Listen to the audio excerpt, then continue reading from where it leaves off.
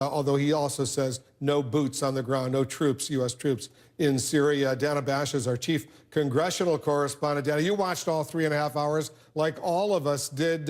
It looks to me like the president will have the votes, at least in this committee, which was totally predictable. That's right. This is a committee that it tends to be full of more hawkish senators than others. But I'm here with one of the Republican senators who definitely asked some of the more critical questions, and that is Senator Risch of Idaho. Thank you very much. Sold or not sold?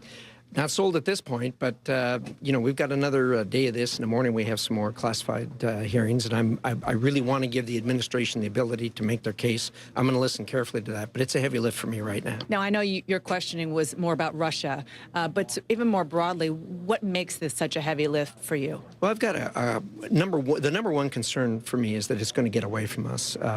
It isn't just Syria. Syria probably has very little ability to do much harm to us. It could to our allies. Hezbollah is another real consideration. What are they going to do, particularly with Israel? When and if that happens, this becomes a problem that it's going to be very hard to get the genie back in the bottle. So I'm really concerned about that. The other thing that really worries me about this is everybody's talking about if we don't do something that it's going to undermine our credibility in the region.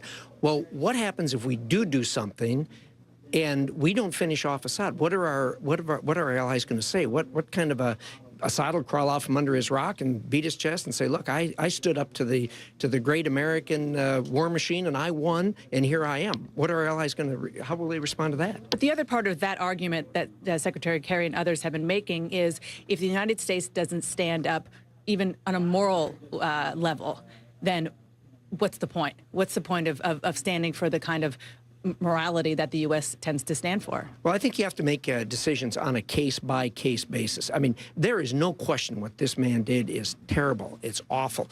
Remember, this wasn't the first time that he's used gas on his people. This was classified until a few minutes ago, as Secretary Kerry said, that it's been in the teens the number of times that he's used gas on his people. So, I mean, this has been going on for some time. So isn't that even more of a reason to try to stop him in his tracks now that the genie is out of the bottle? And if you're going to do that, then you ought to do it instead of doing the shot across the bow or doing some kind of limited action. And I'm afraid that's going to undermine what people think about us in the region. But again, I come back to, we all know what day one's going to look like. What about day 2, 3, 4, and 5? What does success look like here? And that's one of the things they're having a very difficult time painting a picture for me that would bring me to the vote. What are you hearing from your constituents? Well, I think that the constituents are largely against this. Some people are adamantly against it. Most people are more moderately against it.